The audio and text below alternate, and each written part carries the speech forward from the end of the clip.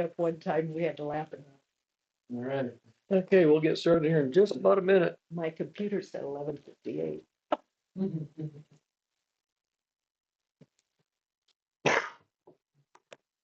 Get back to my. Oh, might have to turn that on. Yeah, we got the microphones on. Yep. Okay. That's 200. Hopefully a way to get it. Used to be right. We made some adjustments and hopefully to improve the audio on the live streams. We are doing testing listening and learning. Are you a rep? Yeah, it's my goal. Yeah. Their goals. If it's any Yeah. help, until we had our work sessions, our meetings always went. till 10. Okay, it is 7 o'clock. We will get this meeting started. Today is Tuesday, September 17th, 2024 at 7 p.m. We'll call this meeting of the Bristol Town Council work session to order. And we will start off with a pledge of allegiance. No. Danny, you want to lead us tonight, please?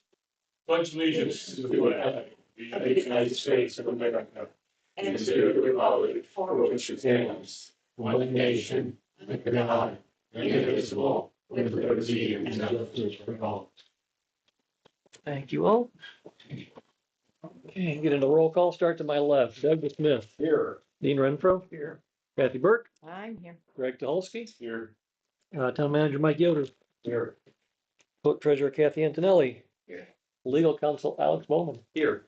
Town Marshal Steve Frame. Here. And Fire Chief Nick Cantz. Evening, Nick. Okay, everybody had a chance to review the agenda. Yes. Yes. Okay. Any changes, corrections, additions, or, Couple of notes. okay, Under item number 10B, resolution 9/17/2024-7 should be -8. okay, And on your desk, you will find a couple of items pertaining to the budget for your review for Thursday. Not to go over it tonight, but just for you to take time and care of it. good. Thank you. Yes. Okay, any other comments on the agenda? Okay, if not, we'll move right along and jump right into reports. So Mike, Okay, hopefully Alex is ready to go tonight, because a lot of this meeting is with him. His shoulders. good. Earlier, we talked about, you talked about being interested in what are some of the options we can do with the Howard property that we acquired. So Alex is going to talk what we can legally do. So I'm gonna try and give you try and start from a 30,000 foot perspective and perhaps maybe some background on the property. So the council is familiar with the status. As you know, the property was formerly owned by Ms. Howard. That was the subject of the town's eminent domain action. That has since resolved. The eminent domain case has ended. The town has paid its damages into the court. The court granted final judgment to the town. The town holds the deed. The case is over. So at this point, it becomes a question of what does the council want to do with that property, and what's the vision for those two parcels, our property and the Stoll property adjacent to it. I can tell you that the eminent domain action, the basis for the eminent domain was for the economic development of downtown, with some express reference to the pedestrian bridge and the safety of pedestrian traffic downtown. So to some extent, the funding remains available. If that project moves forward, that would consider to be part of, but the development is not limited to that. Candidly, the town has a lot of options. It falls within the RDC's purview. So the title to the property is held in the name of the town of Bristol for the benefit of the redevelopment commission. The redevelopment commission, as you know, has much more flexibility with regards to purchasing and disposing of property than the town does as a unit of government. So, I don't want to tell you necessarily that the world's your oyster when it comes to this particular property, but in a sense, it kind of is, and it depends a lot upon the role that the council wants to play. Um, there are, I would look at it really one of two ways. The council can take a very involved role. There's some statutory authority for um, executing a ground lease that would allow a developer to come in, develop something on the property, use it for profit, where the town would own it and would have some say in at least crafting that lease and whatever restrictions would be in that lease. And so the town would have some continuing role in that sense. Alternatively, if the town wants to take a step back and have that be developed without the town having a real involved role, the town can sell it, can dispose of it. The town can gift it to a developer if it's so desired. Again, through the RDC, using the two interchangeably, perhaps inappropriately, but so that's all something that can be done there, and probably the best way to do that would be through an RFP that would have both of those options available to it. So the request for proposal says we're looking for somebody who's going to do something on this space with the RDC to determine whether or not that's going to be a ground lease arrangement or whether that's going to be a sale with conditions. Because the town is the owner, that property is subject to whatever restriction the town wants to put on it. So to the extent that the council decided that it should be sold to a developer, the town can place restrictions.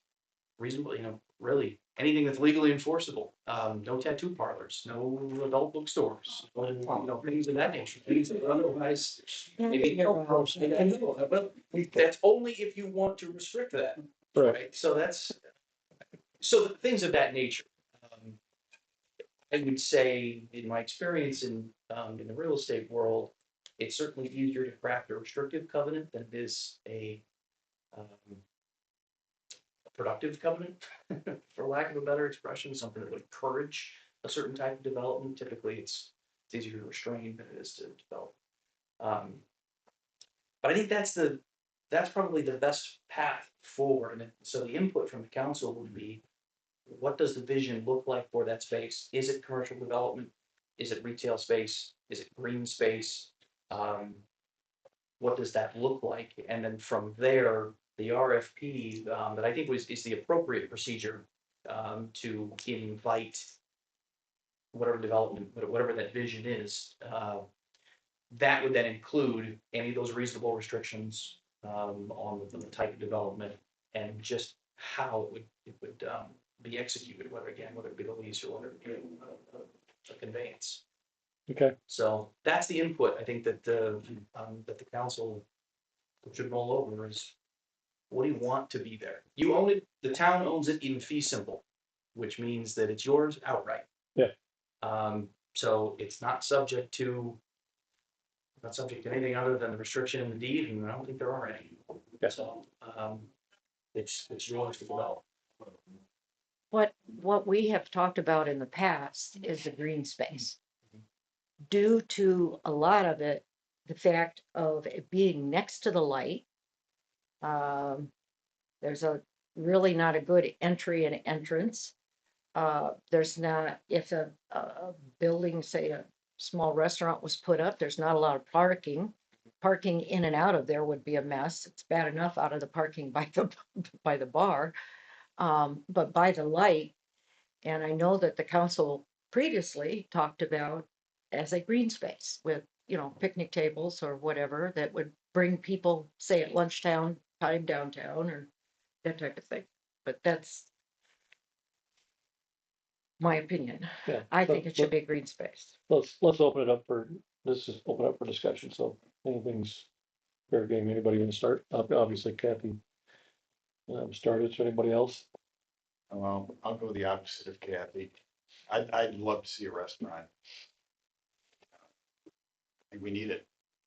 We've lost a couple in town. And people I talk to say they'd love to come into Bristol to eat.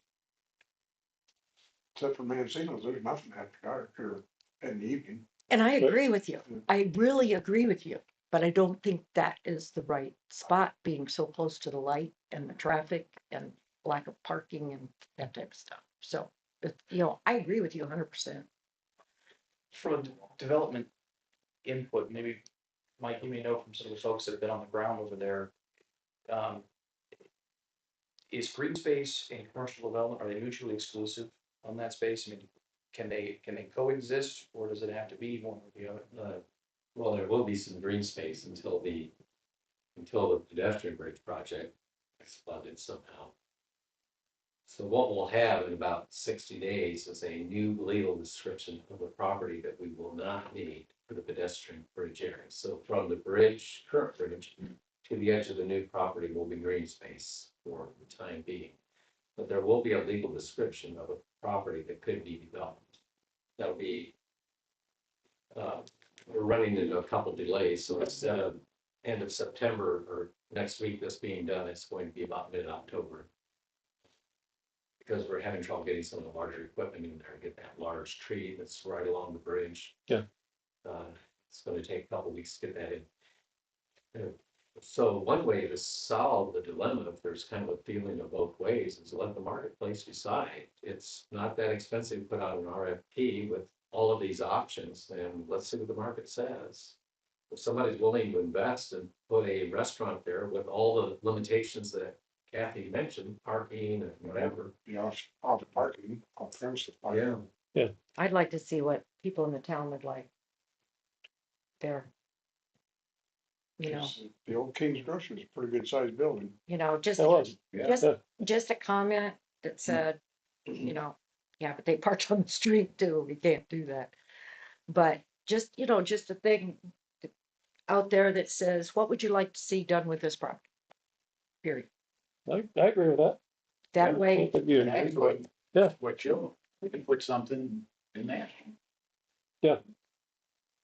We could send out I know we're doing the quarterly flyer, but what if we did just a special mailer, a survey with a QR code that people could respond with, what are your suggestions for the use of that property? That would be, our community letter doesn't cost a whole lot. I think just maybe a postcard we could probably just do a simple postcard for this, put a QR code on there and let people scan that and decide what they want to give us recommendations. And I would say, I wouldn't even go in with any preconceived ideas. It would just be log in, tell us what you would suggest for use of this property. Yeah, don't give them any bait, just let them. Right. in 200 words or less. Well, Well, some people would go into, well, they've got to put this and there and that. you can set the survey up to limit that right away. You don't have to say it. You just limit, because you don't need to get in there and write an essay. Somebody really wants to take that much time, and then come to the meeting and talk to us about it. But I would really love to see what people would like what their vision is. Linda's got her hand up. On October 2nd, we're having another board, 5-year plan thing at the library. And possibility we could hand out whatever you're talking about for you. I think I appreciate the Don't want to mix them up. offer, but I would say if we're limiting the newsletter to the community, to the residents of Bristol, I'd like to leave it at that. Yeah, just do one, have it come from one source as opposed to a couple different sources, but thank you. So yeah, I think that would be a good approach, that we could survey the town and ask the residents what they think. I agree, 100%. My opinion, and it's been my opinion all along, is, and I think this is kind of where we talked about, correct me if I'm wrong, but I thought we talked about doing a restaurant there all along. Something that would be similar to like a Jaywalkers, where you have river access. Deck out on Yep, something that you could actually boat into, have pier access down by the water, have water access. So if you want to you want to drive your pontoon up, park at the dock, walk up, get a meal, get lunch, dinner, whatever. Something maybe with a rooftop dining. I know, and you're right, Kathy, parking is Yeah. an issue, but parking is an issue for the Opera House. Oh, I agree, Parking is an issue for, but that's not as close to the light as, you know, as that would be. but I'm not sure that being close to the light really, Getting in and out would be an issue. well, you're not really, you wouldn't have parking on site probably. No. Wouldn't be enough You- room. Well, yeah, that's what I'm saying. And that's what was talked about before, a restaurant with parking. Well, there's just not enough. Well, no, I don't think we ever talked about a restaurant with parking because there just simply isn't enough parking there. You take up the whole space for parking. So if So- somebody put a restaurant in there, then where the only parking lot close by would be by the Redbird or over here. Charles Street. Charles Street. We're at your hours in the bank. Yep, Hours the bank. after hours at the bank. After hours at the bank, yeah. Once and let's face it, it's not gonna be done this year. Oh, no. And I- we're gonna have the downtown project to redo the streets. We're gonna hopefully change the parking structure around there. Maybe gain a little bit more parking, I don't know. Well, and See what that also, looks like. if they're doing the street, something would have to be decided before they do the street, because you'd need a curb cut if you're gonna be able to drive in there. Again, I don't think we're looking, You're looking at more of a walk up. yeah, Yeah. Yeah. It's gotta be. yeah, it's gotta be, it's not Well, gonna, that's what I said. it's not, you you're know. not gonna. I you're not couldn't gonna see curb cut anything because other You're than- not gonna be able to, not gonna be able to park in So it. I understand Yeah. that. Yeah, even if you use both lots, you wouldn't have enough. room. No, Right. Yeah, The only thing I would propose would be green space, honestly. I like the idea of green space, but the problem is we paid money, yes. so we have to have something that provides a service to the town, drive traffic. I Yeah, mean, you got another it there. park, Yeah. we have, how many parks do we have in this? We have 5 parks? We got. Get rid of Memorial. Parking lot. Well, that's kind of what I'm getting at. We have so many. That's right, parks. that's right. Oh, Yeah, yeah. but they're, I mean, Yeah. but how many people use all the parks at once? Well, So it's I together. understand what you're saying now, because when I was thinking of parking, that's what was deterring me from saying a restaurant. Okay. Because it just, with the light and the traffic and everything, to me, cars in and out just would not work. yeah, well. But now I understand We're not where gonna have parking where there. you're coming from, Yeah. because I don't think we ever got that deep into the subject. Yeah. So I'm in favor of that too. Okay, so let's do this. Joe, can you spearhead the survey? That's a good point. I like that. Well, it really won't be a survey, it'll just be an input, get the information out there. Yeah. Collect feedback. Yeah. Okay. Yeah, When so, would you like a deadline for that? Tomorrow. Hey, we're old. We're not gonna be around here forever. Why not? so here- Jimmy? Yeah. here's what I'd like to see.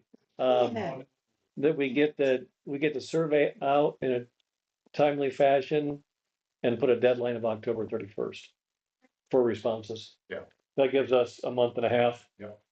Gives you a couple of weeks to get the survey mailed out, Yeah. and it gives people the time to respond to the survey. Would you like those to go out to businesses and residents in the 46507 town limit? Let's limit it. I don't know, Residents. Resident. I Resident. would say residents, Yeah. yeah, Okay, inside the town. limit. Yeah. October first? October 31st. I said October first. That's only a week or two. I know it's Okay. coming So quickly, the- quickly.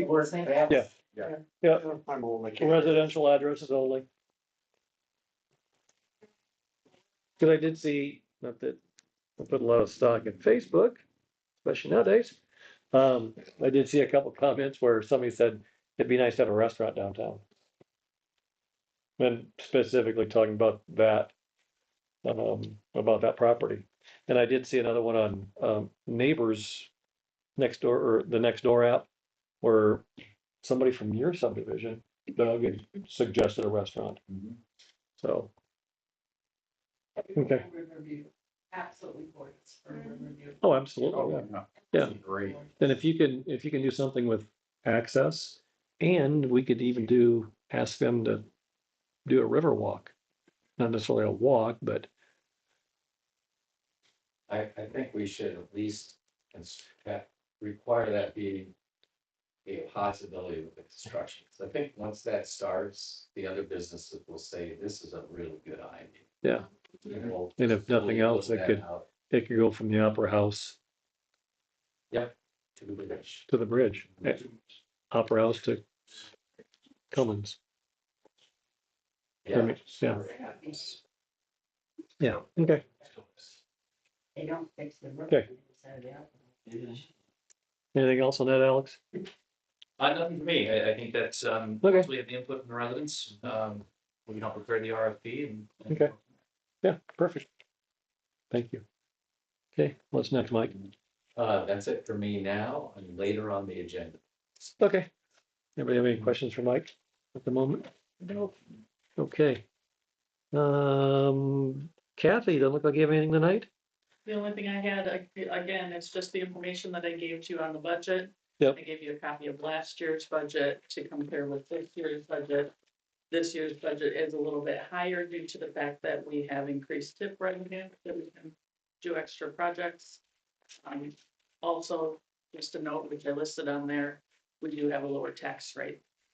It went from 1.7043 to 1.5461.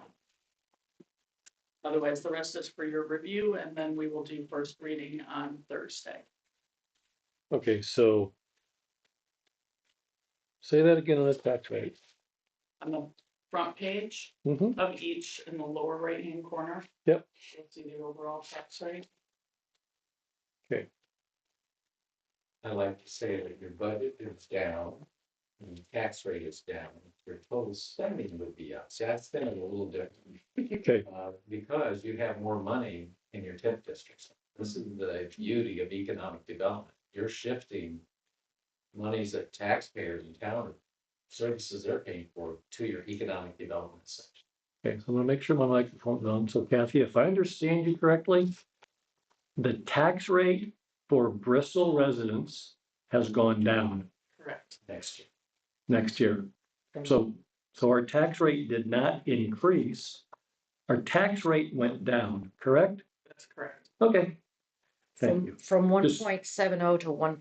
Yeah, so our tax rate For next For- year's bill. for next year's bill, our tax rate for this year's bill was 1.7043%, correct? Correct. Okay. So our tax rate and our tax bill for next year is 1.5461%. Okay, so again, just to reiterate, the tax rate for the town of Bristol went down, correct? That's correct. Okay, thanks. Just wanted to make sure I understood that correctly. I would not want to be opposite you in a deposition. Thank you. Thank you. All right. It pays to be informative. Yes, it does. It helps to be clear. So thank you, Kathy. I appreciate that. All right. Steve, what do you have for us tonight? Got some stats from last month, for August. We took 36 case reports, 11 of those cases were closed by immediate arrest. 3 of them were thefts, 2 resisting law enforcement, 1 domestic battery, 1 criminal trespass, 7 warrant arrests, 2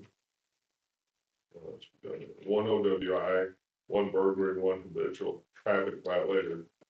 Traffic enforcement, we investigated 7 vehicle crashes. We issued 48 traffic citations, most of those addressing speed, signal, and sign violations. 3 of the 4 citations were driving while license were suspended or never receiving a license.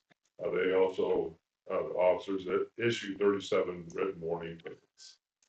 So that's the enforcement side. For the police department, ordinance officers, Randy had, for the month of August, he had 67 total violations that he had written, 16 long draft tickets.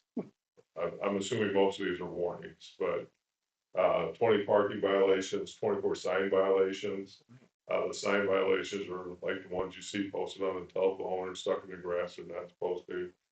2 trash, 1 tree, and 4 vehicles for sale that are parked on the grass. I'm gonna give you one new statistic, about our overtime, if you're interested.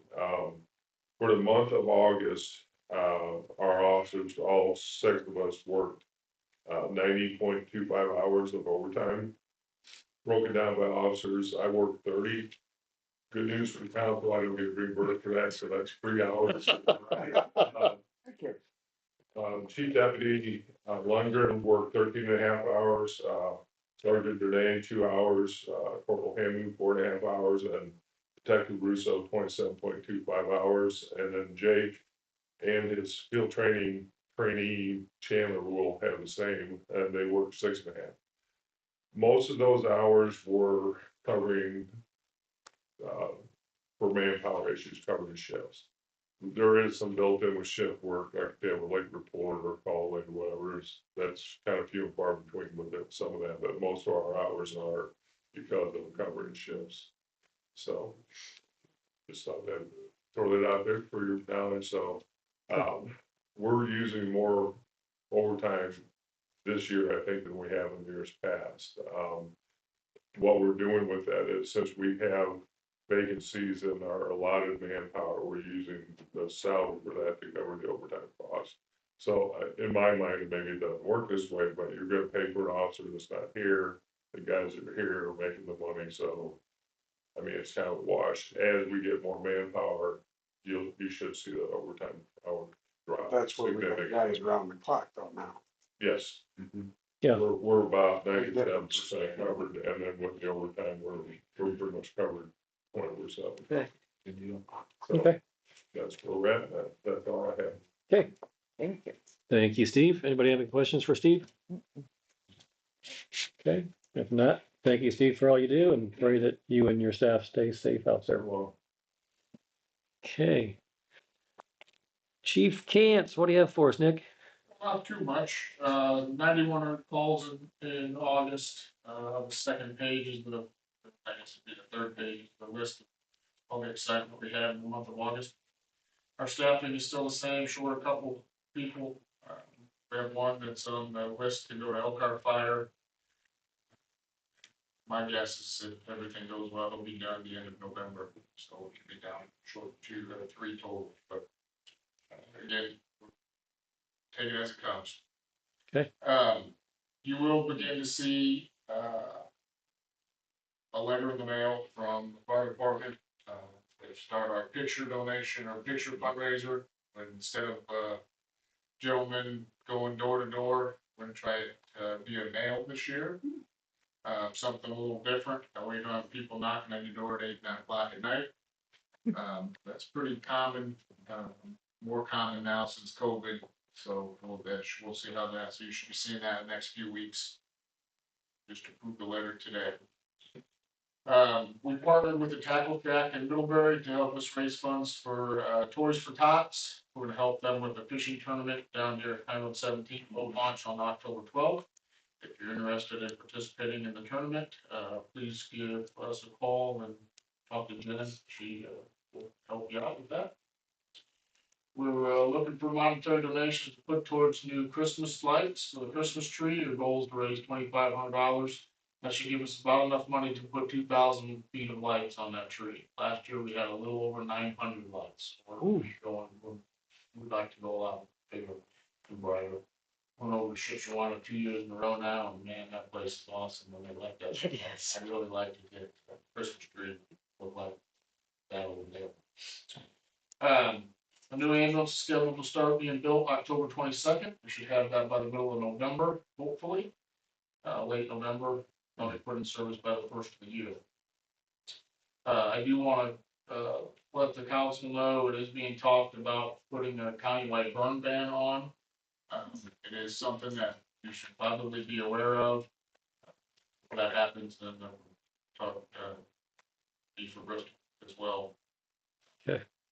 Probably gonna happen by the end of the week. So there's no rain in sight until next So year. it's pretty Pretty dry out there. It's real dry. Yeah. Nick, I want to ask you a question. Yeah, I have been trying to find, I know that we are not supposed to really have any rain for at least another week and a half or 2 weeks. Have you seen anything that extends past that period of time? I have not. Okay, I can't find anything anywhere. Okay, thank you. Assuming it's gonna happen countywide. Oh, yeah. Hopefully it does. I hope so. Yeah. If not, you may see something from our office, and go ahead and do it for the first one in Washington Township. Okay. Well, that was an issue with the fireworks for the Cornwall Festival. Oh, Yeah, I was yeah. hoping for some rain by then, to be honest with you. Yeah, Yeah, I'm praying for rain, Tuesday and So we all Wednesday. just needed green. Yeah. I would pray for rain Tuesday and Wednesday. Rain dances. Yeah, Cover. is that, So the homecoming, it was too wet and now it's really dry. Yeah. yeah, that could be could be It could become an issue. Yeah. oh, yeah. Okay. I've got hay as a yard. Okay. Anything else, Nick? Okay. Anybody have anything for Nick? Okay. Hey, I made a trip to Columbus last Friday, went by Sutphen, and I don't think I saw a truck out there. No, it's not even on the line yet. Okay. so- I saw a bunch of trucks out there, but I didn't see anything with a big old B on it, but they had some trucks parked out front. I thought about stopping in and asking, hey, there's our truck. Yeah, it's, pieces and parts, yeah. Yeah. Probably. See that tire over there? That's- There's a tire, there's a frame, there's a couple lug nuts over there. Yeah, yeah. So do you have a date? It was on the line in June, Okay, supposedly. So- We'll see. yeah. All right, well, thank you, Chief, for all you do, and pray that you and your staff stay safe as well. Okay, Park Board, Miss Linda, what do you have for us tonight? Yeah, we started our meeting out with Carol Reeves from the Bristol Public Library. She was presenting a program for 2025 that would include both the use of Conlon Park and Cummins Park. And this will be an event that will kick off our summer reading program. And it will be held on June 25th, 2025, and the theme will be Color My World. The Conlon Park will be more for the adults. And then the Cummins Park will be like the kids zone. And they're gonna have everything from like food trucks that will be there. And actually in both parks, she wanted to do artisans markets, live performances. The kids will have all kinds of things to do. Just a few examples would be like chalk area, place for rock painting, bubbles, blowing bubbles. I mean, just fun things for kids, and just one day where it's going to be both parks will be involved in this, and so we thought that was really a good thing that she's doing. So they're doing, so we support them on that, and think it will become a really, really good thing. There's possibility, we talked to them about having a parent-child pickleball tournament, because that was well accepted at homecoming. And so Carol was kind of excited about that. She also said that they will have the car show next year, will be on the second week in August, like August 16th. And so we're really kind of excited about that kind of thing happening, from the library, and to work with them on such a nice program. Park Board Watch presentation by Chris Rosenberg. And it was on the park self-service equipment rentals. And they have like locker cabinets and the things that you would rent. The plans included everything from like kayak renting, ping pong, cornhole, pickleball, and more things. They offer all kinds of things. And so what we would do is we will have to discuss this, but we, as a park board, would buy into the program. And they would bring the lockers for each one of the different things that we said that we would want to do. And then they maintain all that.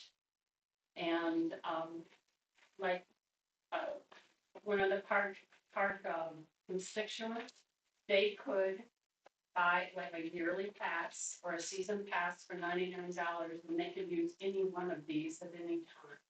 Also, they can take that pass and go over to another park in Elk Park and use that particular one. So we're gonna talk about that to see, it's just new to us and we really haven't had time to discuss it. So I wanted to tell you that we're looking into something like that. It was announced the truck and treats for this year will be held October 26th. And it also will be trick or treat night. And that time will be 5 to 7. And Park Board talked about possibly handing out our park surveys for the 5-year plan. You can find some paper or something to stick in there or something. Okay. Like I said, we are having an October 2nd 5-year plan meeting for the input from the town people. On to the town manager's report. Splash pad is now being repaired. We've been down there looking. And I suggested that we have the fixtures were down, that we would see if we could get them painted. I don't know if that would happen. I don't know. We found a cheaper alternative. Turns out with a little elbow grease and a Brillo pad that these things shine up really nice. Very good. Very good. Nice. The person that found that out. Some sort of pad.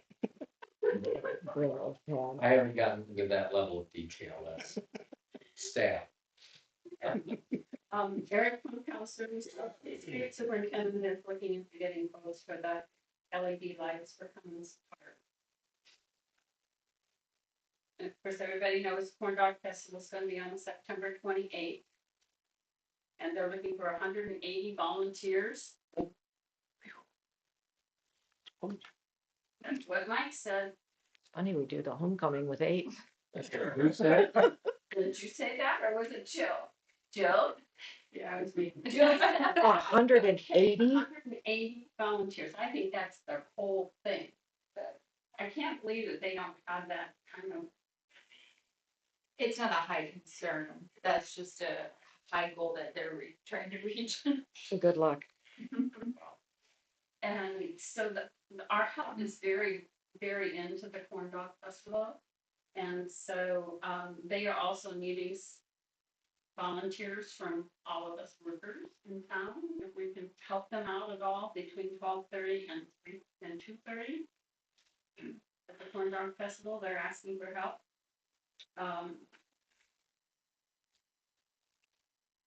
Okay, then we transferred $9,000 to our non-reverting fund, like our ordinance says we will do. Which we're gonna have to do something about that, because we're not gonna do that anymore. Mike will be talking to Add to your list. see if All we right. can get that taken care of. That's an extra. Any questions? What fund did you move it from? You moved it to the non-reverting, but what fund did it come from? Your regular. I don't know, Joe. Project, yeah, there's 7,000 there that we ought to budget that every year, the 9,000. Because of the ordinance that we have. Yeah, but where does it come from? Next year it will start coming out of the kick-out. Which one did it come from this year? The general park fund. General park fund. Okay, just wondered. All right. Any other questions? Any other questions for Linda? Okay, if not, thank you, Miss Linda. Appreciate the update. And let's go back to Alex now. Thank you, sir. 2 items of business this evening. The first is what's titled as ordinance number 1017 2024-22. which is an ordinance of the town council of the town of Bristol, Indiana, amending sections of chapter 95 of Title 9 of the Code of Ordinances for the town of Bristol, Indiana. Known in its short name as an amendment to the town's noise ordinance. Okay.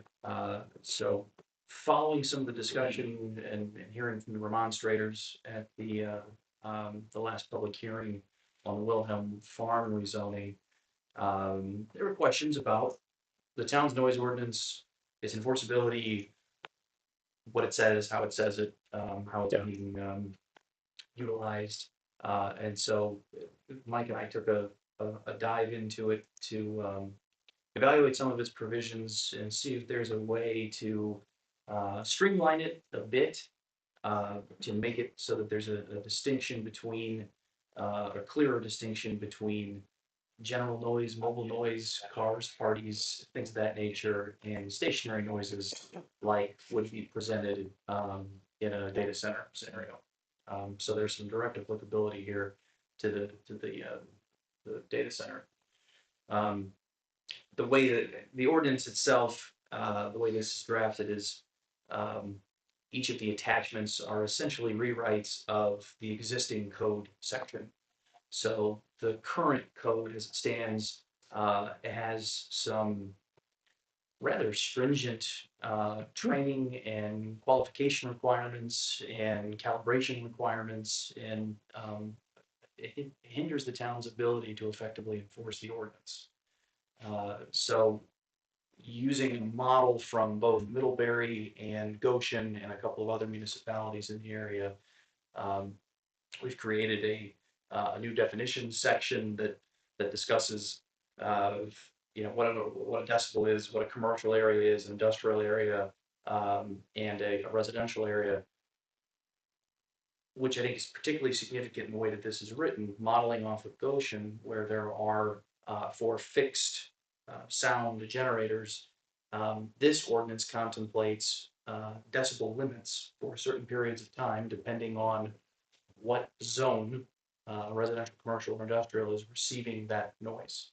So the current ordinance has some interesting provisions about measuring sound anywhere on a property as long as you're 3 feet from a wall, things of that nature. This helps streamline that and says, so if you look at page 18 in particular here, this is most applicable for the data center consideration, where there's a table that lists sound level limits by receiving land use, and the contemplation here is that for this period of time, from 7 to 10, 10 to 7 in the morning, there is a limit on the decibel level that a residential area can receive. And that would be true from whether it's industrial across the street, whether it's commercial across the street, or other residential.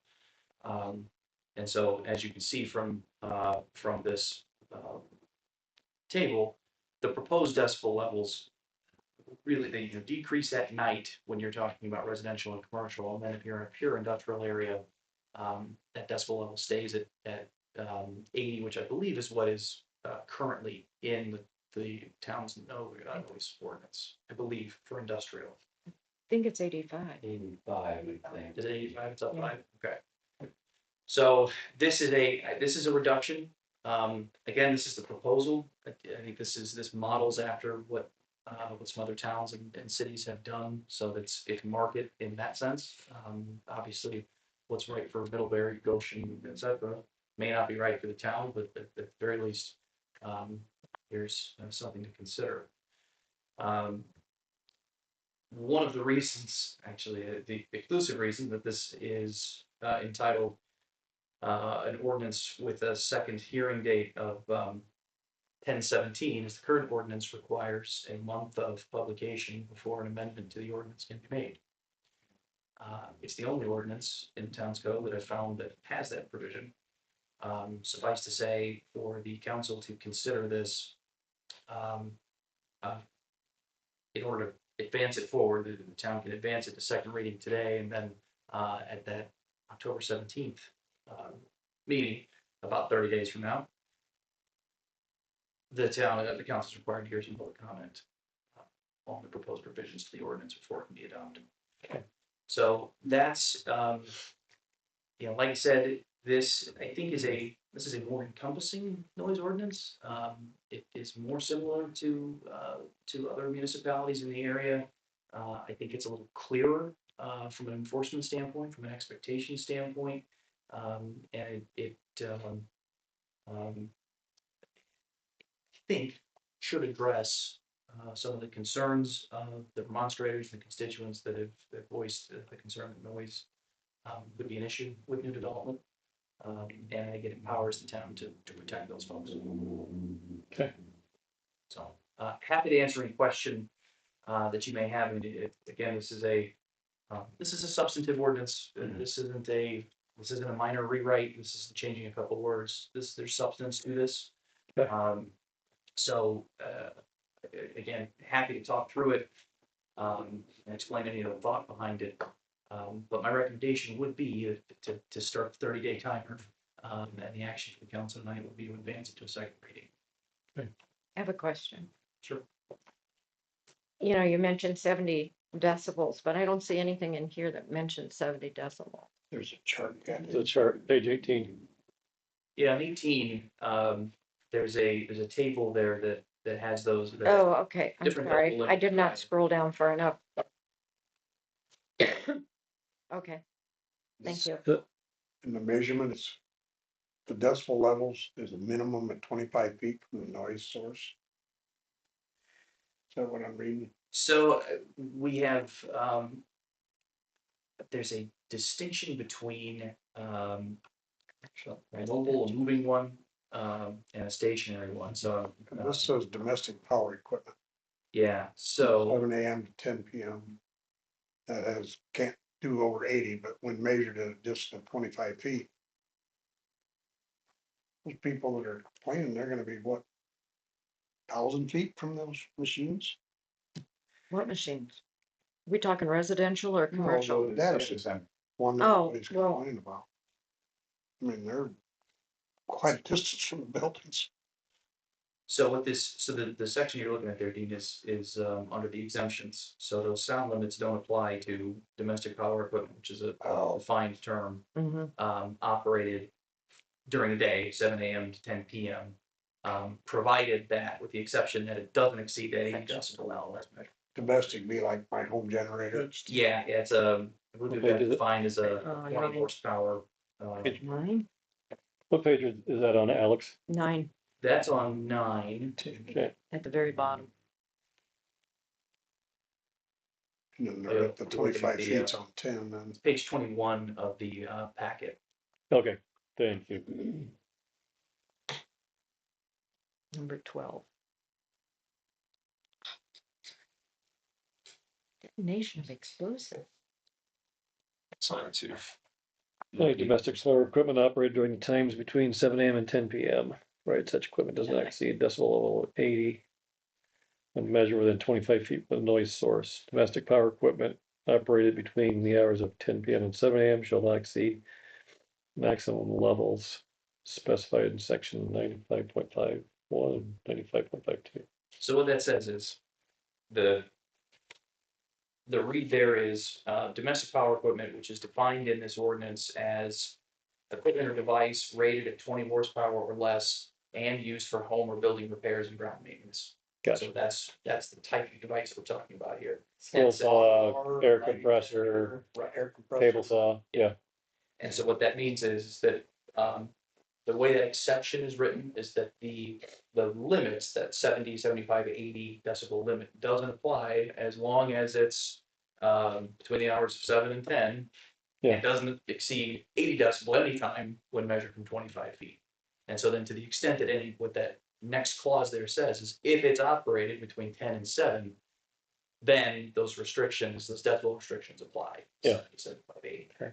So the idea being, if you've got a 28 horsepower lawnmower that you're operating at 11:30 at night, it can't be more than 70 decibels if you're in a residential area. gotcha, okay. But doesn't the regular noise ordinance say that it's like if you're running your lawnmower, it's 8:30 or 9? Is the last time for that? There is a Or is that just a community thing that we've been doing. You know, I thought there was a time where you could not, after, that you could not. So one of the, another exception, you're going down to number 16 in that section, so just a short scroll down. On maintenance, And I maybe see this that. is to clarify the distinction between domestic power equipment. I think that would probably be Yeah, like a that's pneumatic right. or a, something. Yeah. And so Oh, that would be, 7. more broad. That, what's here, my recollection is this tracks with the current ordinance. 9 AM to 7 PM. So my 7:30 to 8 o'clock mowing has been wrong. Whoops. It's close. And you, I mean, It's close. it's, No, I understand now. I thought it was 8 o'clock. well, it could be. With an oral amendment, it could be 8 o'clock. It's only a problem if your neighbor complains. It depends on whether you spring fall forward or fall back, yeah. Well, if they try to get within 25 feet, you're go towards the back of your lot, so they can't get you. Well, and number 11 talks about detonation of explosives, so I can't blow up a hole in my backyard for a new pool. You know, and And Are you you can't blow, restricting? you I can't know, shoot off I know. tannerite either. It's- Tells an example, I would say. this is Big Brother who doesn't want you detonating. Yeah, well, But it is. no, I understand now. Yeah. Great. It is, and again, it's part of the design here, is to allow the ordinance folks, the police department, town manager, to really have a way to say, here are the things you can do, here are the things you can't do. And to be very expressive about, that's an exception, this isn't an exception.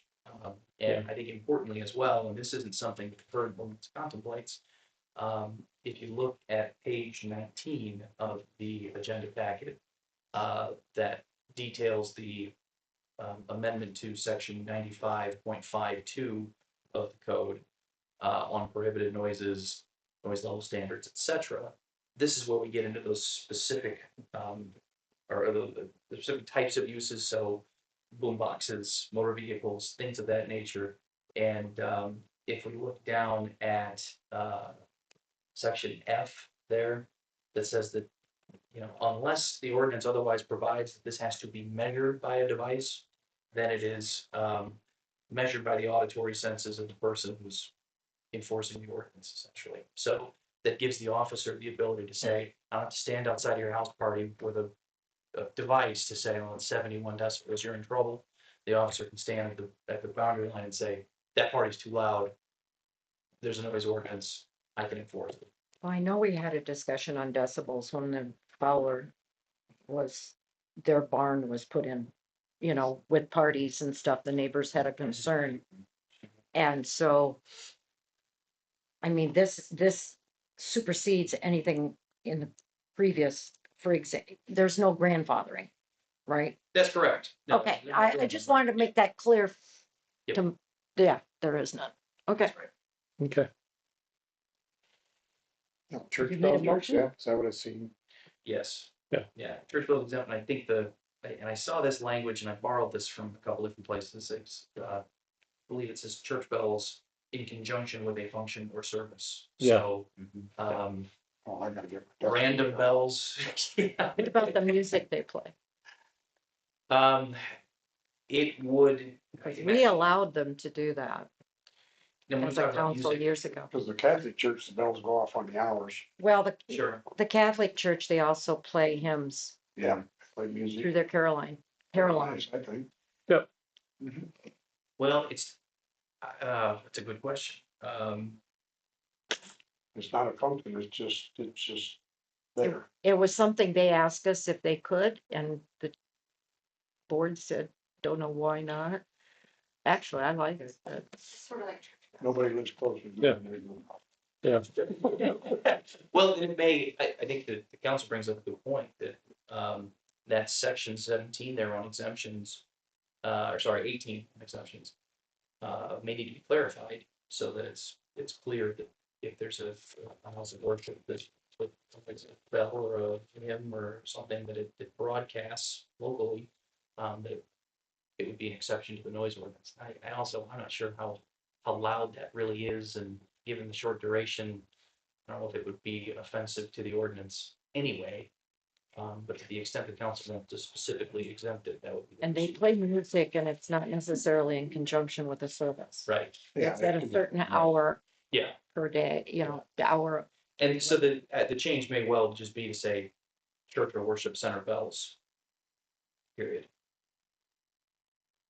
Instead of in conjunction with a function or service, so. Yeah, because the music is actually through the bells, isn't it?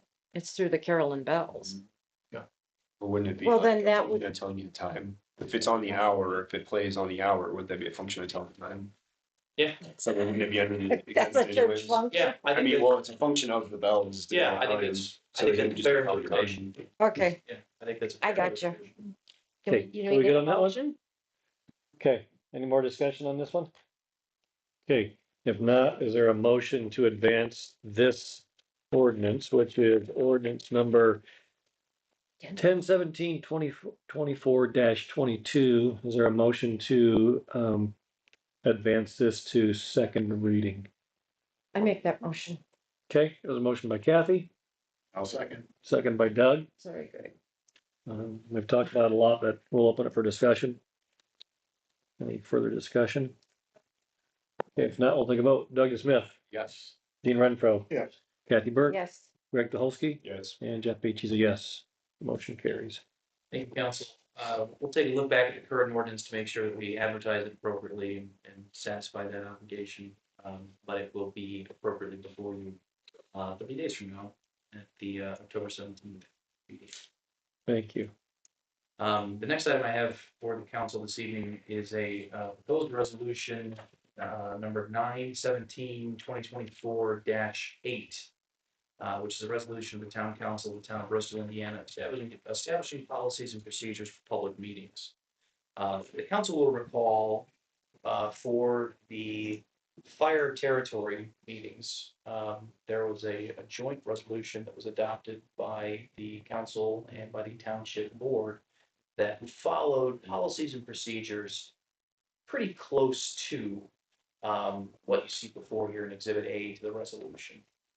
What these proposed rules are, general rules of engagement so that folks who come in and wish to address the council know and understand the policies and procedures that the council is going to adhere them to.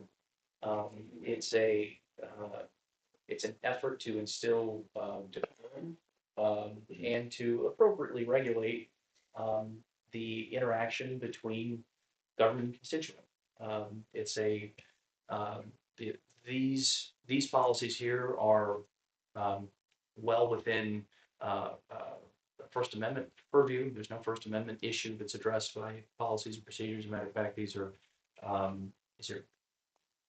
really a wellspring from a revision to Indiana code that permits governing bodies to adopt policies and procedures to govern their meetings.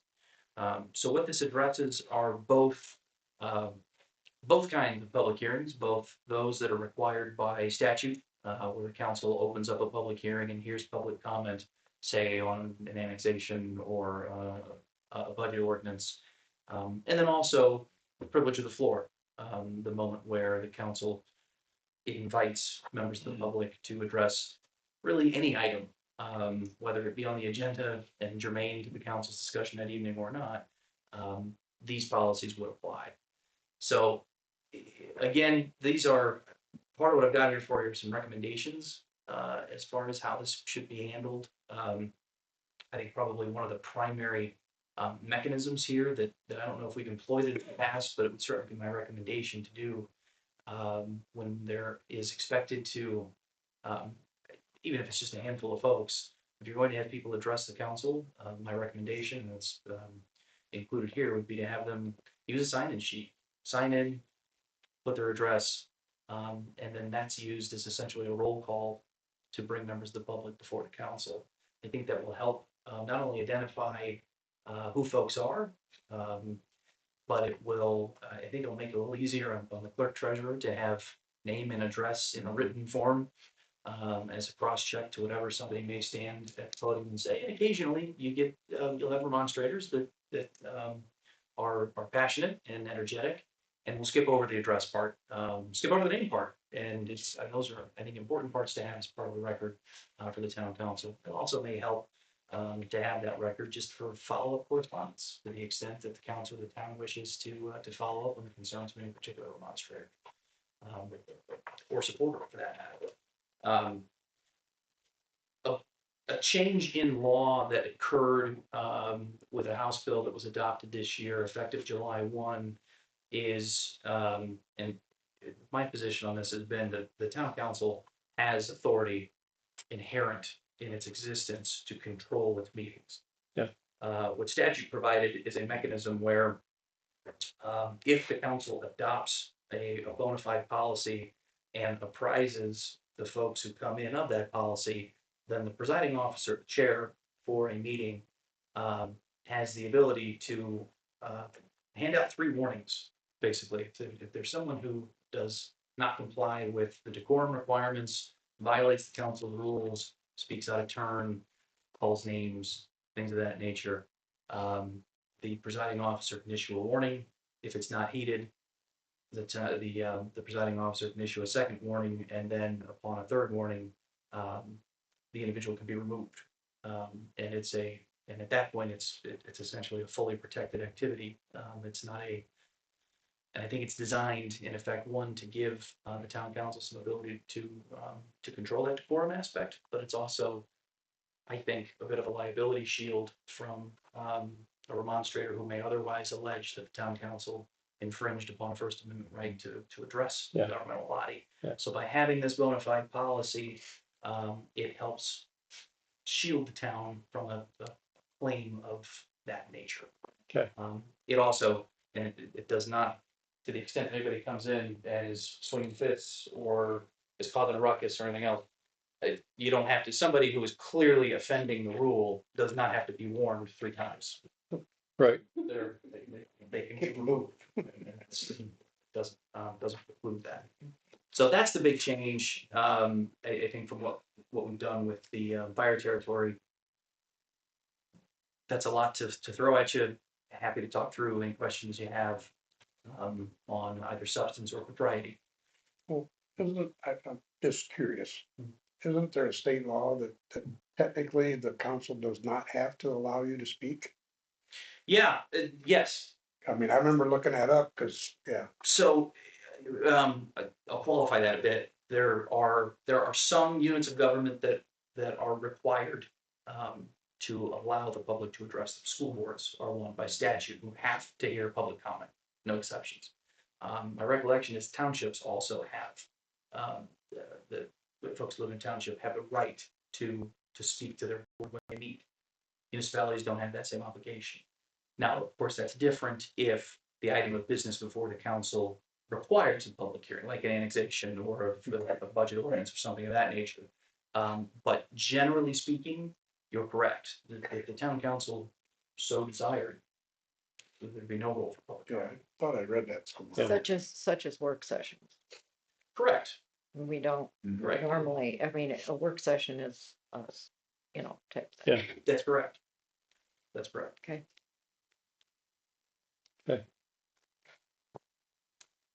So is there a motion to adopt resolution 9/17/2024-8 for public comment? Make a motion. Okay, motion by Dean, Second. second by Greg. Open for discussion. I think it's good to have it. I mean, we had something somewhat informal before that we've been using, but this is nice that it follows Indiana code. I think that having a bona fide policy is certainly the preference. That's certainly a recommendation. In fact, I think that to further enshrine this, as we look through the town's code of ordinances and look to better develop some of town council's general operating procedures, this may well be something that could be adopted by ordinance to be included in the code. Which I think is would have benefit to the constituents as well. Yeah. Okay. Any further discussion? Okay, Matt, we'll take a vote on the motion. Doug Smith, Yes. Dean Renfro, Kathy Yes. Burke, Yes. Greg Dolsky, Yes. and Jeff Beach is yes. Motion carries. Thank you, council. I think for the 2 Thursday night meetings, I've probably got a couple of printed copies of this available at the door, and Jeff is, if we introduce any public comments, I would refer explicitly to this. Yeah. To let everybody know that these have been adopted, and these are the policies that the council will enforce. Okay. That's good, thank you. Any questions for Alex? Okay, no, thanks, Alex. Yeah. Thank you for your time this evening, Bill. Absolutely. All right, nothing under questions on upcoming council meetings. Other comments and questions? We've got town manager updates. First up, update on the water main project, which is scheduled to start this spring. Actually, it's scheduled to start September 30th, start this fall, not this, I was wondering. this fall, September 30th. There's been a possibility of a slight change on that project. The State Road 120, the NDOT project is out for bid. And those bids are due or will be decided on October 9th. Niblock is active seeking to get that bid. The Main Street Yes, project, Main yep. Street.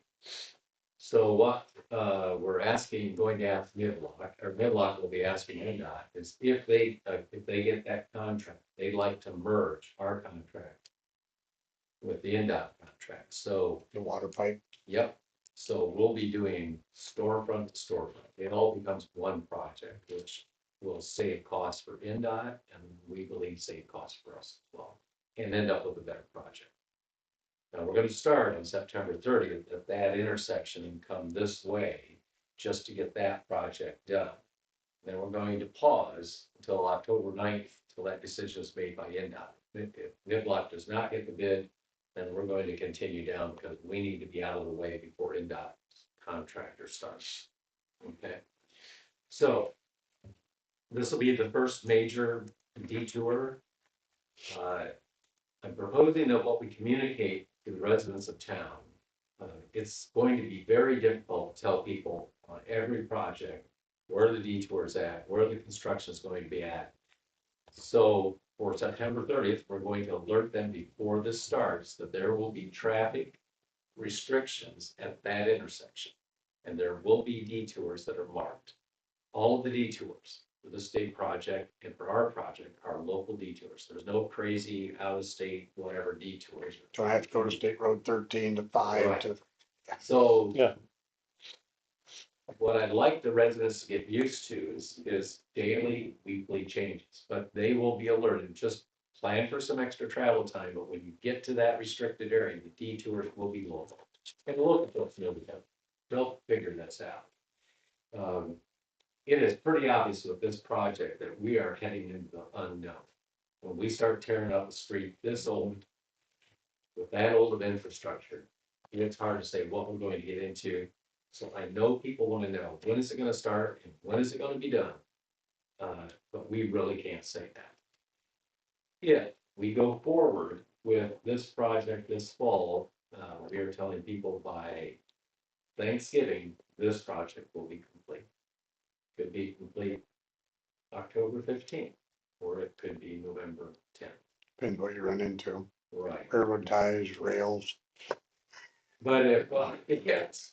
Yeah. But if Niblock gets that bid, then we will do that project and everything stops, and then we will phase this in a way that is best for the businesses and best for the town, and it'll be a much better project if we get that.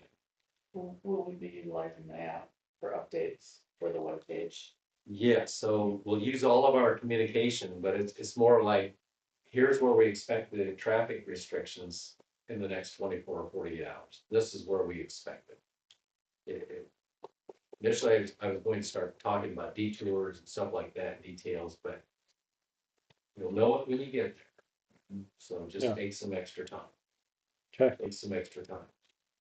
The other interesting thing we learned from this project, NDOT package, because they don't contemplate this project being done until 2027. I know. 3 years, Are we talking all the way down? Yeah. Well, just just past Yeah, I'll stay. Elvation to the treatment plant. somewhere in there, and then down to the railroad tracks on State Road 15. Okay, That's a long. Yeah. Mid-Block is the project, this will probably be wrapped up. If not next year, the spring of 2026, which is what NDOT said initially. So I think they added an extra year in because of all the phasing and maybe concerns of contractor availability. I was amazed at that extra time. So anyways, that's an update on that. We're about to start. And I haven't been out to the treatment plant or the South Wellfield for a couple of days, so I'm sure that's totally changed. I should have got some pictures for you guys, but I didn't. Treatment plant's got a lot of stuff missing. Yeah. Yeah. Right. No more reed beds. Nope, Yeah. no, big hole. Big holes. Splash pad, you've already heard about that rebuild. I briefly mentioned the Howard property delay. Just a matter of getting scheduling big enough to put those trees down, so that should happen. That project should be wrapped up by October. What I didn't mention on here, and I just thought about, is I did not prepare a resolution for the Corn Dog Festival. And so, for what? well, we usually have a resolution and we acknowledge that Condon Park becomes Corn Dog Park. We only did that 1 year. We've done that 2 years. We've done it both years. Well, So we are getting a sign made that every year it can be easily attached and detached. Not like the one we did. Not like the ones we got with the stickers. Okay, So if you wouldn't mind just approving the renaming of the park for 1 day, that'll be done. I can, otherwise we're attaching the name without your approval. There a motion to approve.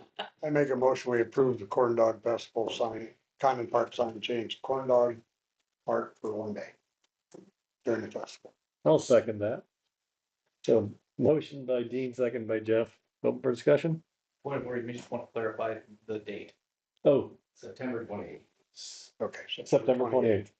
Okay.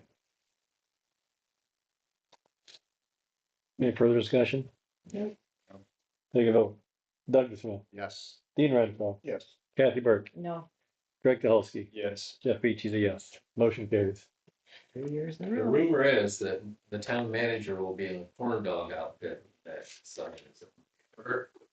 I have a Did you question guys sign for me you. up? Did you guys sign me up to be in the corn dog eating contest? Absolutely. I have a question for you, Mike. When are we, when we have an I thought somebody said I was. easterly wind, when are we going to not be smelling corn dog all over town? Like last night. What's that? Can you smell the corn dogs out of your house? Yeah, it's great. Who doesn't like it? I don't like the smell of corn dogs, geez. Well, it's as bad as the noise ordinance. Well, it It's could a be a smell, hog we need a operation. smell ordinance. Tom can regulate that. The final item, I just hate it. Smells like a greasy spoon. the final item for I don't know for Joe concerning our newsletter and your opportunity to move. Oh, I like what it is. There were 3 options there. You give me a couple more things real fast. So our fall cleanup days is October 4th and 5th this year, which is a Friday, Saturday. So that's kind of really important for town residents to take their unwanted items. Street department, 7 to 3 both days. And like Linda and a few people have shared, our Trick or Treat event, the end of October, the last Saturday in October. Would love to have some participation if you guys are available that evening, 5 to 7. Come down, help pass out candy, just engage with the kids. It's a good time. Question real quick, Jill. Yes, Town cleanup is what date? 4th and 5th. Friday, 4th, October 4th, and then Saturday, October 5th. Okay, we need to update our app then. Our notification says when Thursday and Friday, October 4th and 5th. So we need to, Times. You pass this, so thank you. And what- Hey, I didn't catch You it. need to pay attention. Yeah. And what's the Old times? guys make that mistake. What's the times? You made me nervous, that's why I was hesitant to answer your. 7 a.m. to 3 p.m. Yeah, seven to three. 7 Yeah, so a.m. the note, because So I the looked, flyer's right, just the wording. yeah, Friday, October 4th and Saturday, October 5th, yeah. So just the wording on the, Okay, on the, we can update that, thank you. make sure. Yes, Friday and Saturday, the first Saturday. Newsletter.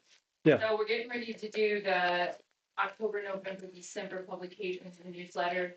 We're going to go 4 pages this year. But our last publication, we obviously wanted to create a name, so we asked for public input. We did have some input that was received, so today we had town employees take the majority of those names, and we narrowed it down to 3. So just to give you a visual, there is 3 drafts in there with the 3 names. The 3 names that we selected is the Community Connection, the Bristol Spotlight, or the Bristol Informer. So. That sounds like a. Sound like a rat. It sounds like a. Some people think that. Sounds like- I thought that, See, Greg thought that way too. So I'm gonna tell you. I would say almost all of our employees actually voted, so it was really a good turnout. So the highest was the Community Connection. I like that. To know that, we can change the font, the design of the name. We can leave it as is. I just quickly threw something up there. You guys will have the first page. I did make 1 copy of the proposed that will be going out. I think I gave it to Jeff. We could share that. We got a few additions still to make. Yeah. To this newsletter. Can I add something? We're gonna add it to Mars, so it's done. I wasn't gonna say it. Can I add something, Jill? Can I add something where you've got down at the bottom, the upcoming events, you've got the dates for the cleanup, but you don't have the times. And I know a lot of people get confused about the times. They think they can go at 5 o'clock in the evening, and I can add the times. so that I would think Yeah, that it might be a used to good be idea. 3:30. Okay. Yeah. When you change the hours, it backed it up to 3. Yeah, I can put the time. In for fact, all in my the own events. family, one said it was 1 o'clock and another one said it was 3 o'clock, and Yeah, I'm open to any suggestions you guys see on that. On the back, which you guys still, I'm apologize, but reach out to the school and talk to the vice principal, the new vice principal, and she's gonna give me a little story. So it's a nice little communication for town residents and what's going on in our school system as well. But I'm happy if you guys like it. Tomorrow I can email you the draft. For any input, suggestions, if you guys would like. We'll continue to. make I it vote better. on community connection. yeah, is there a, let's take a vote, Doug, I like it, the connection. Me too. Doug, or Dean? Greg, Doug. Me too. Doug and Dean, and yeah. Community connections, We don't want to Connection. be informers. yeah. Okay, anything else, Jill? That's what it sounds like. Okay, thank you for spearheading this, appreciate it. So it will be in the first. Okay, yeah, You have Eric, has NIPSCO done north of town yet? Or are they still destroying the road? they were selling there this morning. Looks like. Yeah, they just- They're still out there. Okay, just something, maybe have Eric take a look and make sure, because that one patch they did is not acceptable. On Trout Creek, No, the one right there in front of the A-frame.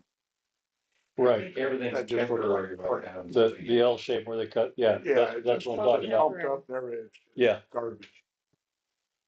It wasn't packed or nothing. Asphalt? Mhm. Yeah, Yeah. That's that one I told you about. Oh, I thought you guys were talking about some limestone. It's right there on the curve. no, it's. No, right no. by the A-frame before you get to. Yeah. So, Yeah. Right there at the intersection of Trout Creek and Division. Yeah. Right there at the point, you'll see it, because it's, it wasn't packed, I mean, we used to do some own stuff and it looked a lot better than that. yeah, It looked like it was just dumped in, raked off, and let it harden. yeah, they didn't compact it Didn't at all. compact it whatsoever. That project is a good example of Murphy's Law. They have run into all kinds of stuff. That project is 2 weeks past when it was supposed to be done. How bad have they tore up the parking lot that we built? I seen piles of dirt and trucks and toilets and everything else They down there. haven't torn it too much. They've stayed north, west of the parking lot, piled stuff up there, so there's not really been a lot. They just, Say the one pile of dirt's in the grass. yeah, They're gonna be closing the bridge still at all, or is? yeah, what's, Not, I haven't heard about a full closing anymore. Now they're just restricting one track, one lane, I think. so what's along that line, what's the plan for NDOT to redo that intersection? Weren't they coming in to do something there? They are not. Oh, they're not. When did they change that plan? Well, soon after they found out that we were gonna tear up part of the intersection for the water project. They said, well, maybe combine it with that, and they decided, well, if we're actually going to rebuild the intersection the next year, maybe we should save our money and wait. Okay, Did they come up with any kind of design plan for it, changing the curves there where the old stone Yeah, property it's, was? well, it's, No, they're gonna change the curbs. That Yeah, was it's the fully main designed. reason for it. I am not sure I have that design, but Like I it's say, I all don't remember bid, seeing it on the original blueprints we got for the whole thing, but right? No, it's out for bid, so it's fully designed, however they get. hopefully they really took that radius back a little bit. We informed them that we would give them a little extra room to make Yeah, I it mean, better. so they're 10 feet there they get before they even get to the property. 10, 12 feet of sidewalk. Right. Okay, I just was Okay, curious if you guys have seen what patching jobs are not really. it's just up there, but I didn't go that far north, I went to the. okay. All right, that gets us through the last item on the agenda. Any other questions for Mike or anybody? Okay, next meeting is this Thursday, the 19th, 7 PM. It will be at the Bristol Community Church, not here. And it will be focused on the zoning requests, zoning change requests for the Wilhelm property. I did have one question for fear of being redundant. Kathy, can you confirm what you said earlier that our tax rate is going down, right? That is correct. Okay, I just wanted to make sure I got that clear. It's going down from 1.7043 to 1.5461, correct? Well, are you sure, Jeff? Okay. I just, Maybe you need to repeat that. I didn't quite hear. I think I've got it this time. Okay. Okay, thank you. And you reduced your budget from. We get the numbers here, from 5,881,000 to 4,692,000. Yes, we did. That's the budget. Yeah, That's there's nice. So- extra expenditure. So we've reduced our tax rate and we've reduced our budget. Okay, And you said because of TIF, is that because of tips, Mike? Actually, a part of that is because TIFs, you've taken that money out of that general fund budget, those other budgets, and moved it into TIF. Okay, Like the fire contract, something Yeah. like that. Fire contract and, yes. okay, good to know. All right, Economic thank you. development Good. for taxes. All right. Anything else? Is there a motion to adjourn? I'll make them to adjourn. Motion by Greg, second by Doug. All in favor? Aye. Aye. Thank you all.